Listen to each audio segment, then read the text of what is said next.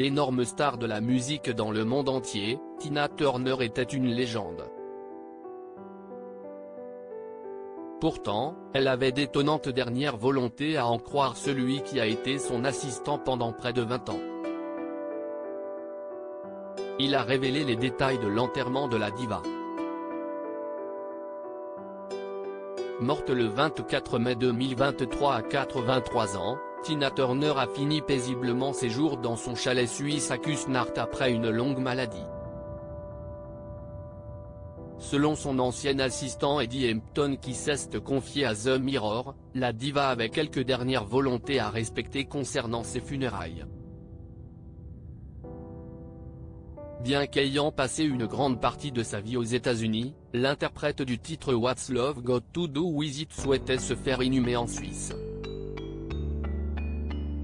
Elle ne voulait pas de grandes funérailles publiques, a-t-il également déclaré auprès du tabloïd britannique, soulignant ainsi la volonté de la star d'une cérémonie de petite taille, en toute intimité. Elle voulait être incinérée et je m'attends à ce que ce soit une petite affaire très privée, a-t-il également confié, ce sera pour ses amis très proches en Suisse, et son manager. Ce ne sera pas une grande fête de famille. Conseiller de la chanteuse pendant plus de 20 ans, il est néanmoins convaincu qu'un hommage sera rendu à Tina Turner suite à ses funérailles. Très discret, il n'a pas révélé le nom des invités ni même la date des funérailles de l'ex-femme de Ike, ex-leader de The Kings of Rhythm auprès duquel elle a débuté sa carrière en tant que choriste. Ayant vécu en Suisse les dernières années de sa vie, Tina Turner était une dame très modeste, polie et amicale selon les locaux interrogés par le Daily Mail. Entourée d'une équipe à ses petits soins, elle conduisait sa propre voiture, une Porsche Cayenne, et passait souvent du temps assise au parc, sur les berges du lac de Zurich, à observer l'horizon.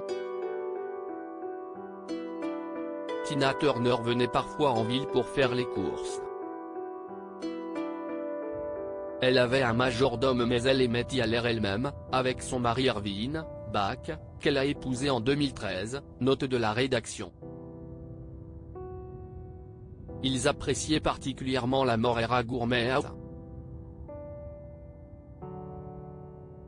Si est-il le meilleur endroit de la région pour acheter du saumon fumé et des truffes blanches. Si est ce qu'il achetait là-bas, explique le boucher du quartier Benilang. À la tête d'une fortune comprise entre 250 et 270 millions de dollars au moment de son décès, la chanteuse devrait léguer cet argent à son époux Erwin Bach.